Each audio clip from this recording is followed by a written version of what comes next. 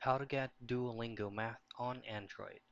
The first things first is you won't be able to access Duolingo if you will be downloading the app via the Play Store.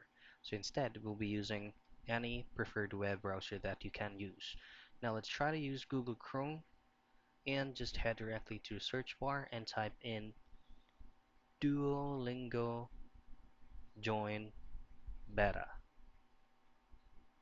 From here, some of the Android users won't be able to see the direct link for you to be able to access the Duolingo Math on Android.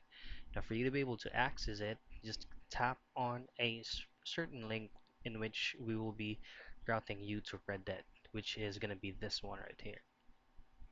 Now, scroll down just a bit, and you will be some of the posts right here, which will be taking you out directly to joining the beta. Just simply click on that and there you go. You're able to access the Duolingo Math on your Android. All you have to do is to click on the three lines and sign in.